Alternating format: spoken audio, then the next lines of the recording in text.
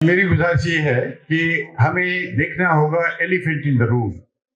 پاکستان میں کیا ہے اس وقت؟ پاکستان کسی آئینی نظام کے تحت چل رہا ہے؟ پاکستان جمہوری نظام کے تحت چل رہا ہے؟ نہیں. پاکستان میں جرنیل شاہی ہے. جرنیل الیکشن نہیں کرنا چاہتے اور ڈیلے کرنا چاہتے ہیں، اور وہ چاہتے ہیں کہ ایسا یہ جو موجودہ حکومت ہے، کیونکہ ان کی حکومت ہے، ان کے ہاتھ میں حکومت ہے، اس کو وہ پرولونگ کرنا چاہتے ہیں. بیسیکلی یہ بات.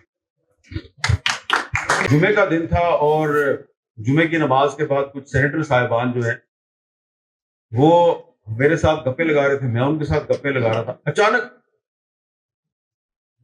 ایک آدمی آیا نامعلوم، اور وہ ان کو پہلے ایک بندے کو لے کے گیا، پھر دوسرا آیا. تو میں بھی اب بڑا پریشان ہوا کہ سارے کدھر جا رہے ہیں. تو میں نے پوچھا ایک سینیٹر صاحب سے، آپ کدھر جا رہے ہیں؟ وہ کہہ رہے ہیں اجلاس ہونے والا ہے، اجلاس ہونے والا ہے. میں نے کہا یار کبھی بھی جمعے کی نماز کے بعد اجلاس نہیں ہوتا، کون سا اجلاس ہونے والا ہے؟ اجلاس ہونے والا ہے، اجلاس ہونے والا ہے. اور اس کے بعد ایک پیپلز پارٹی کی خاتون سینیٹر نے کسی کو فون کرنا شروع کر دیا، جاؤں کہ نہ جاؤں، جاؤں کہ نہ جاؤں. میں نے ان سے پوچھا کیا ہونے لگا ہے؟ انہوں نے کہا بس کچھ ہونے لگا ہے، تو مجھے لگتا ہے مجھے نہیں جانا چاہیے. وہ نہیں گئی، اور اچانک 8-10 آدمی جو ہیں وہ نیچے اوپر اجلاس میں گئے.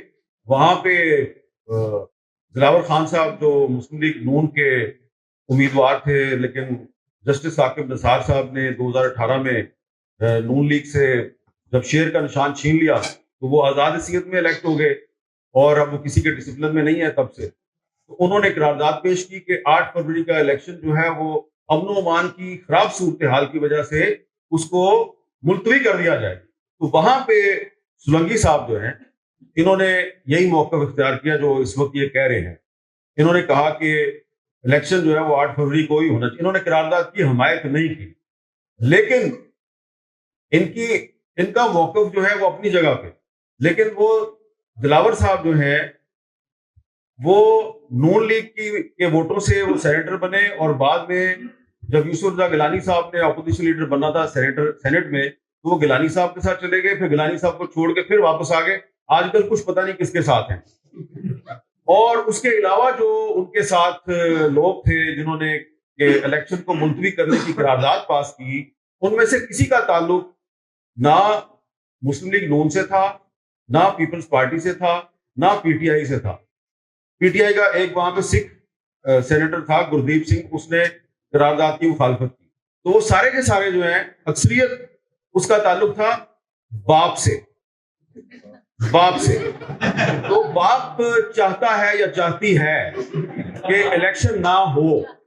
تو اس صورتحال میں سولنگی صاحب کو داد دیتا ہوں کہ باپ کی مرضی کے خلاف انہوں نے ایک موقف اختیار کیا ہے، اور میری نیک تمنائیں اور تمام تر ہمدردیاں آپ کے ساتھ. افراسیاب خٹک صاحب سے میں بالکل اتفاق کرتا ہوں کہ، اور یہ میرا فرسٹ ہینڈ نالج ہے، یہ میں سنی سنائی بات نہیں کروں کہ کچھ لوگ چاہتے ہیں کہ 8 فروری کو الیکشن نہ ہو، لیکن وہ ساتھ میں یہ کہتے ہیں ہم یہ نہیں چاہتے کہ الیکشن بالکل ہی نہ ہو، ہم چاہتے ہیں بس 2-3 مہینے آگے چلا جائے. تو ان سے جب پوچھا جاتا ہے بھی 2-3 مہینے آپ کیوں آگے کرنا چاہتے ہیں؟ لا اینڈ آرڈر کی سچویشن بڑی خراب ہے. یہ لا اینڈ آرڈر کی سچویشن تو پہلے بھی بڑی خراب تھی، اور 8 فروری کے بعد اگر 3 مہینے گزر جائیں گے تو پھر بھی خراب ہوگی. تو اس میں کیا؟ تو میرا خیال ہے کہ وہ لا اینڈ آرڈر کا نام لیتے ہیں، لیکن شاید چاہتے وہ یہ ہے کہ 8 فروری سے پہلے کوئی مکمل طور پہ ڈسکوالیفائی ہو جائے اور کہیں سے اس کو جو ہے وہ ریلیف نہ مل جائے.